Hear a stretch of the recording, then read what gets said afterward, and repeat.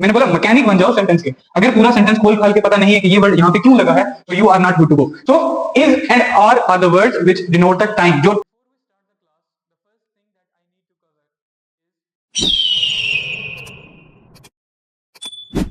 अस्सलाम वालेकुम वरहमतुल्लाहि वबरकातुहू। मेरा नाम इरफान रज़ाक है और पिछली 2 क्लासों में आपने जो कुछ भी पढ़ा, मुझे उम्मीद है आप सबको वो अच्छे से समझ आया होगा।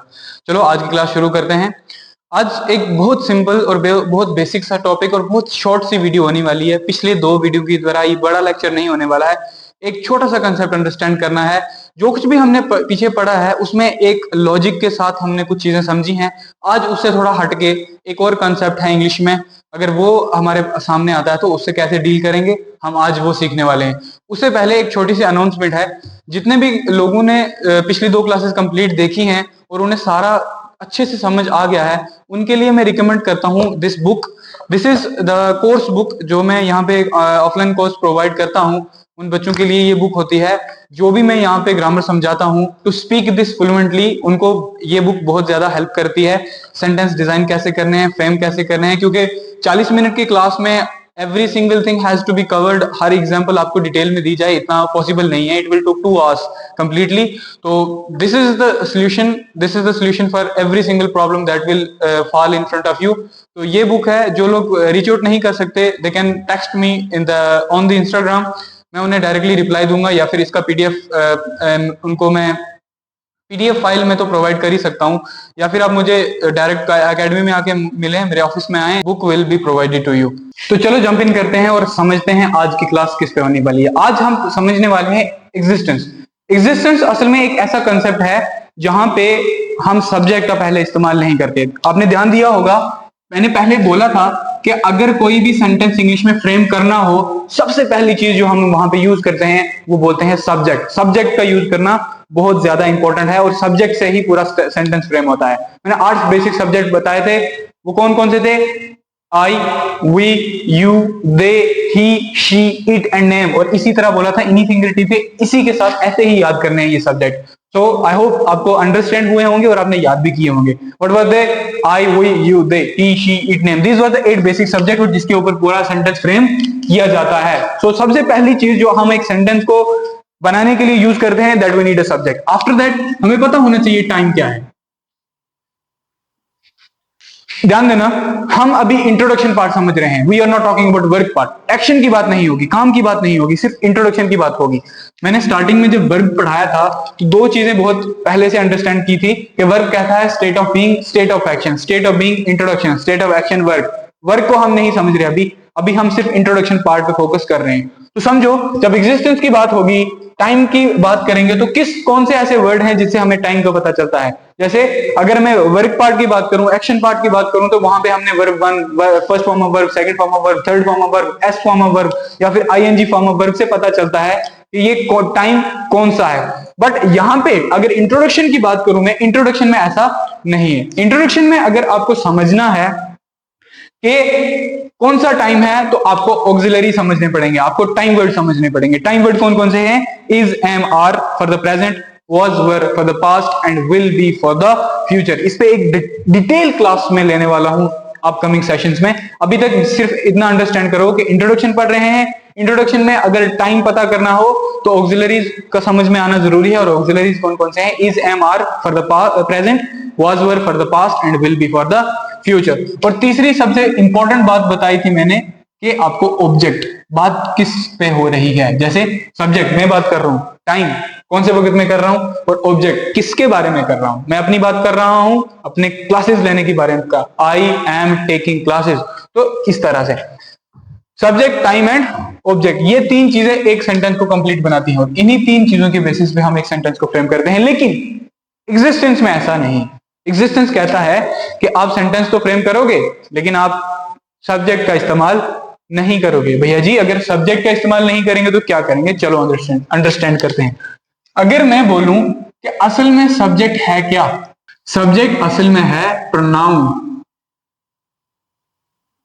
What is a pronoun? एक ऐसा वर्ड जो नाउन को रिप्लेस करे और खुद की जगह बनाए। एग्जांपल से समझते हैं। मैंने बोला my name is Irfan, I am a trainer. Okay, यहां पे मैंने सब्जेक्ट का यूज किया है तो दोस्तों I, we, you, they, he, she, it, name, किसी का यूज हुआ यहां पे हो। जब तक सब्जेक्ट इंट्रोड्यूस नहीं हुआ तब तक मैंने नाउन से, प्रनाउन से अपने आप को इंट्रोड्यूस किया। अब वहां पे समझते हैं कि ये काम कैसे करता है। मैंने बेसिक जो 8 सब्जेक्ट आपको बताए थे वो कौन से थे? वो थे I, we, you, they, he, she और it. At the end I talked about the noun, sorry I talked about the name. और नेम यहां पे इसलिए नहीं लिख रहा कि नेम प्रनाउन में नहीं आता। तो these were the 8 basic subject. इन्हीं को ड्राइव करके ही हम अगले वाले सब्जेक्ट अब अगले वाले प्रनाउन बनाते हैं। जैसे आई से कौन कौन सा बनेगा? आई से बनेगा मी एंड माई। आई किसकी बात कर रहा है? मेरी। मी किसकी बात कर रहा है? मेरी। माई किसकी बात कर रहा है? मेरा। ये अपनी ही बात कर रहा हूं मैं। जब मैं आई की बात करता हूं मैं बोलता हूं ये बेसिक है, ये सब्जेक्ट है, ये हर जगह यूज होता है। बट जब मैं मी या माई की बात करता हूं ये प्रोनाउन कहलवाता है और इस तरह से ये ड्राइव प्रोनाउन है। ओके, सो जब मैं वी की बात करता हूं तो मैं बात करता हूं अस या अवर, हमारी ही बात होगी। यू की बात करता हूं तो यू का बनता है you us. Okay, they, there, there's, these, those, them. He की बात करता हूं तो his, him, she, her, hers. Okay, understood? It के लिए कुछ भी नहीं। Okay, so these are the pronouns. 7 basic वाले, बाकी सारे इन्हीं में से ड्राइव करके बनाए गए हैं। इनको अंडरस्टैंड करना जरूरी है। तो अब बात करते हैं, जब एग्जिस्टेंस की बात करते हैं तो इनका इस्तेमाल कैसे होता है। एग्जिस्टेंस बोलता है आप डायरेक्ट सब्जेक्ट का यूज नहीं कर सकते, बट आप प्रोनाउन का यूज करो और बताओ कि किसी की प्रेजेंस कैसे बताते हैं। तो एग्जिस्टेंस क्या कहता है? Existence talk about presence of someone और समथिंग एट सम प्लेस। किसी बंदे का प्रेजेंस ऑफ समवन और something at some place. Someone यानी बंदा, समथिंग यानी चीज, प्लेस यानी जगह। किसी बंदे का, किसी इंसान का या फिर किसी चीज का किसी जगह पे मौजूद होना is called existence. Hope you will understand. Presence of someone और something at some place is called existence. यहां पे आप सब्जेक्ट का डायरेक्ट इस्तेमाल नहीं कर सकते। यहां पे आप यूज करते हो there is and there are. एक बात अंडरस्टैंड करना, there is and there are the time words. मैंने अभी पहले भी समझाया है कि what are the time words. There is and there are से प्रेजेंट का टाइम पता लग रहा है। देयर इज जब यूज करोगे, अब यूज करोगे सिंगुलर के लिए। देयर आर जब यूज करोगे, अब यूज करोगे इसे प्लूरल के लिए। So is and are the words which denote the time, जो टाइम का पता करते हैं। यहां पे there was and there were भी हो सकता है, देयर विल भी हो सकता है। अगर प्रेजेंट है देयर इज और देयर आर लगेगा फिर सिंगुलर एंड द प्लूरल। अगर पास्ट की बात करोगे there was and there were हो जाएगा। अगर फ्यूचर की बात करोगे दोनों के साथ देयर विल भी लगेगा। अंडरस्टैंड? इसको समझने के बाद एक चीज क्लियर हो जाती है कि अगर मुझे बोलना हो कि गाड़ी रोड पे है, एक गाड़ी रोड पे है, तो मैं इट इज का इस्तेमाल मैं नहीं करने वाला। जबकि सब्जेक्ट क्या कहता है कि चीजों के लिए सब क्या यूज होता है? It is. लेकिन जब एग्जिस्टेंस की बात आएगी, मैं बोलूंगा एक गाड़ी रोड पे है, तो मैं इट इज नहीं बल्कि बोलूंगा वहां एक गाड़ी रोड पे है। There is a car on the road. मैं बोल दूंगा क्लास में 50 स्टूडेंट है, मैं इट इज देयर आर, या फिर इनमें से कुछ भी इस्तेमाल ना करते हुए मैं करूंगा there are 50 students in the class. मैं वहां पे रूल यूज करूंगा एग्जिस्टेंस का। And what is the existence? Presence of someone और something at some place. After that मैंने पढ़ाया इट इज। इट इज मैंने डायरेक्टली बोला कि इट इज डिनोट करता है किस चीज को? इट इज डिनोट करता है थिंग्स को। अगर चीजों की बात करनी हो तो हम इट इज का इस्तेमाल करते हैं। सिर्फ इट इज चीजों के लिए इस्तेमाल नहीं होता, इसके लिए और भी कुछ चीजें हैं जो इट इज के साथ इस्तेमाल होती हैं। It is also used with time. It is time के साथ भी यूज होता है। अगर कोई पूछे कि वक्त कितना हुआ है तो देयर इज 5 PM नहीं बोलते आप बोलते हो it is 5 PM, it is 4 PM, it is 10 o'clock। तो जब टाइम की बात करोगे आप रूल एग्जिस्टेंस वाला नहीं यूज करोगे बल्कि रूल यूज करोगे इट इज वाला। ओके, आफ्टर दैट आप यूज करते हो डिस्टेंस के साथ। जब भी डिस्टेंस की बात होगी तो इट इज यूज होगा एंड एट द लास्ट आप यूज करते हो weather. There is and there are existence के रूल्स हैं, वो एग्जिस्टेंस के लिए यूज होते हैं और मैंने यहां से समझाया है कि देयर इज असल में सब्जेक्ट ही है बल्कि ड्राइव है।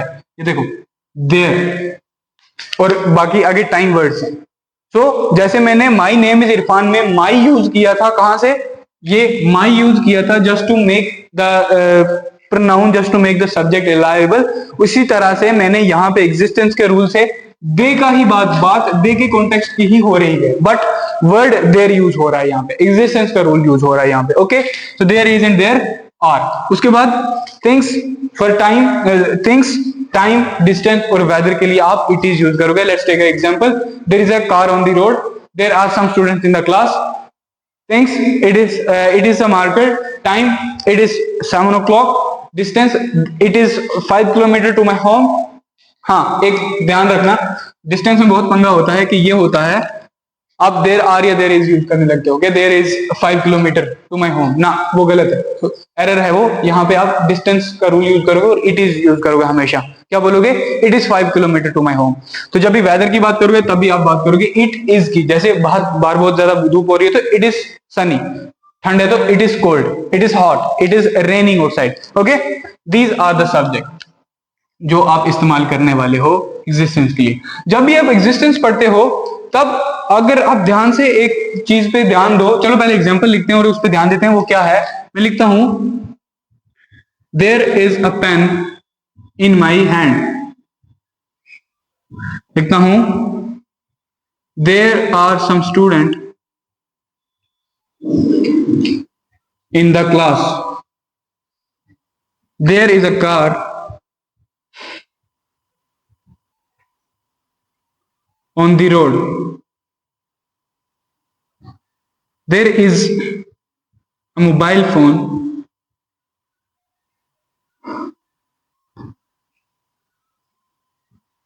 at the table। इनको अगर ध्यान दो, ये क्यों यूज हुआ? ये एग्जिस्टेंस का रूल है भाई, इसीलिए यूज हुआ। ये क्यों यूज हुआ? ये आर्टिकल है भाई, आगे नाउन है तो आर्टिकल का इस्तेमाल होना जरूरी है। ये क्या है? ये ऑब्जेक्ट है जिसकी बात हो रही है, वो यूज होना जरूरी है। ये क्या है? इसका तो समझ में नहीं आया। इसी तरह इधर एक वर्ड है, इधर एक वर्ड है, इधर एक वर्ड है जो कि अंडरस्टैंड, मैंने बोला मैकेनिक बन जाओ सेंटेंस के। अगर पूरा सेंटेंस खोल खाल के पता नहीं है कि ये वर्ड यहाँ पे क्यों लगा है, so you are not good to go। आपको समझ में आना चाहिए कोई वर्ड अगर कहीं सेंटेंस में यूज हो रहा है तो why it is using, why we are using that one particular word। so ये जितने भी वर्ड्स हैं इन्हें prepositions बोलते हैं। एग्जिस्टेंस का और prepositions का एक बहुत गहरा ताल्लुक है। जहां पे भी एग्जिस्टेंस यूज करोगे वहां पे prepositions का आना बहुत ज्यादा जरूरी है और वही बताएगा आके कि लोकेशन है तो है कौन सी। इन क्लास के अंदर है, ऑन रोड के ऊपर है, एट उसके ऊपर, पर मतलब एग्जिस्टेंस डायरेक्टली पर्टिकुलरली कुछ बता रहा है। So there these are the things that you need to know. अगली क्लास में हम प्रीपोजिशंस में बात करेंगे कंप्लीटली। आज क्लास इतनी है, सिर्फ एग्जिस्टेंस के इस पे बात करो। पिछली जितनी भी क्लासेस हैं उन्हें पूरा रिवाइज करो एक बार। जिनके पास जो रीच आउट कर सकते हैं बुक ले लो, यहाँ से बहुत ज्यादा अंडरस्टैंड हो जाएगा, कंसेप्ट पूरी डिटेल में लिखे हुए हैं। एंड साथ साथ में नोट्स बनाते रहना और बुक का प्रेफरेंस लेते रहना। एंड आफ्टर दैट कल हम बात करेंगे कि इंग्लिश प्रीपोजिशंस को कैसे डील करता है और प्रीपोजिशन और एग्जिस्टेंस का कैसे क्या कॉम्बिनेशन है और क्या रिलेशन है। हमने नाउन और आर्टिकल का रिलेशन पढ़ा था। आज कल की क्लास में प्रीपोजिशन एंड उसके एग्जिस्टेंस का उसमें रिलेशन समझेंगे। एग्जिस्टेंस के यूज करने से ही प्रीपोजिशन का यूज हो रहा है, तो क्यों हो रहा है वो हम कल की क्लास में समझेंगे। Till that thank you, have a nice day. एक कंप्लीट एनालिटिक्स इन इंग्लिश आपकी लिसनिंग पावर के लिए जो भी नोटबुक कॉपी पेंसिल हाथ में है वो नीचे रख दो और ध्यान से सुनो जो भी मैं बोलूंगा। I entered in the class and I give my introduction. After that I make you understand what are the bases of introduction and what we have covered till now. And in today's class, I started with existence. What is the existence? A situation when there is a presence of someone or something at some place. We will be talking about the existence, and we will be using it there is and there are. Otherwise, we use subject. And I made you understand that in English, it is must that you have to use subject, time, and object to frame any sentence. But in the case of existence, you do not use subject but something else. So what is it? There is and there are. You use there is with singular and there are with plurals. Why do you use this is and are? Because to denote the time. If you will be talking about past, is and are will be replaced by was and were. And I made you understand in upcoming class. I will make you understand why do we use is, are, was, were, or will be. Okay.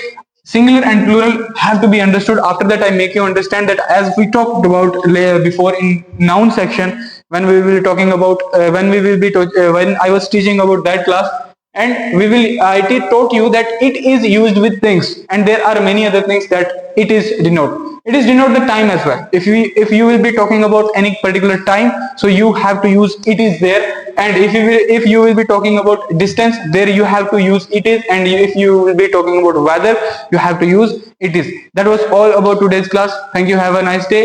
Keep learning, keep growing, and keep striving. Thank you.